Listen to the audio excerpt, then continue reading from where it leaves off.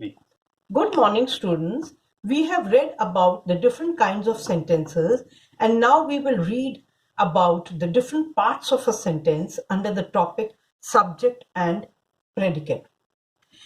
As the topic is subject and predicate is itself suggesting that every sentence has two parts, a subject and a predicate. The subject is the noun or the pronoun about which a sentence is. The predicate tells us more about the subject or what the subject does. Now, children, look at this sentence. The sunflowers bloom in summer. The sentence talks about two things. The sunflowers, which is a noun, and the subject of the sentence, and about the action of the sunflowers, that is, they bloom in summer, which is the predicate. The subject contains a noun or a pronoun and can be a word or a group of words. For example, I have given you in A and B sentences. A is birds fly. Both subject and predicate has only one word, birds, subject, fly, predicate.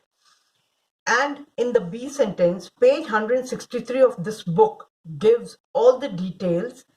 Page 163 of this book is a subject and gives all the detail is the predicate.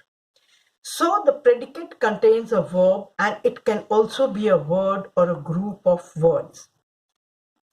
Now let us understand in reference with the different types of sentences which we had understood in the previous video.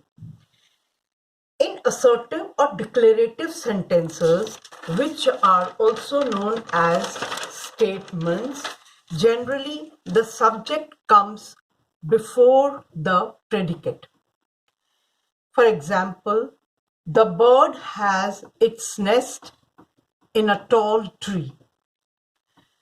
The bird is subject and has made its nest in a tall tree is a predicate.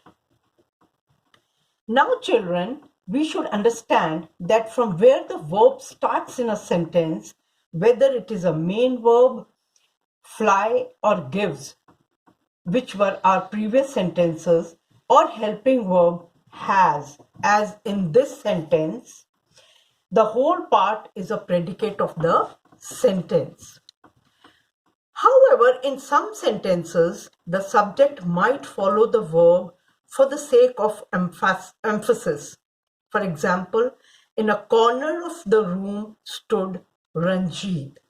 Now we will have to understand and change the sentence that Ranjit stood in a corner of the room. So by changing the sentence, we have understood that Ranjit is the subject and in a corner of the room stood is the predicate. In the same way, the sentences that begin with here and there. For example, there are two puppies. The sentence is in this way, two puppies are there. So two puppies, we will come to know that it is a subject and the rest is the predicate. In the same way, in the B sentence, here is the shop is here. Now, second comes imperative sentences. In imperative sentences, the subject is always you, but it is usually not written or spoken. For example, submit the homework, which means you submit the homework. Take this medicine, which is understood that you is the subject. Now, third, in interrogative sentences, the word order is slightly changed and the subject is not placed first, rather it follows the auxiliary or helping verb. Now, hint I will give you here is that in order to find out the subject, we should change the question into a statement. For example, have they bought the books? We will change it into statement like this. They have bought the books. So we have come to know that they is the subject and the rest is the predicate. Does Maya need another blanket? Maya needs another blanket. Now this way we come to know that they and Maya are the subjects of the questions A and B. Now fourth point is exclamatory sentences. In exclamatory sentences, the subject can be seen in the end before the verb. Hint is the same as in interrogative sentences. We will write the exclamatory sentences as statements to find out the subject of the sentence. Example A is, how beautiful she looks.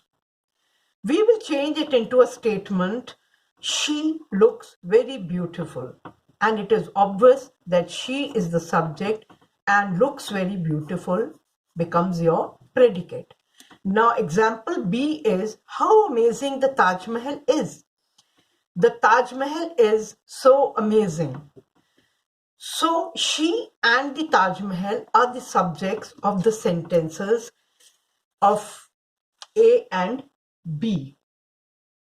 Dear children, I hope that you all must have understood this chapter properly. Do these exercises and stay home, stay safe and healthy.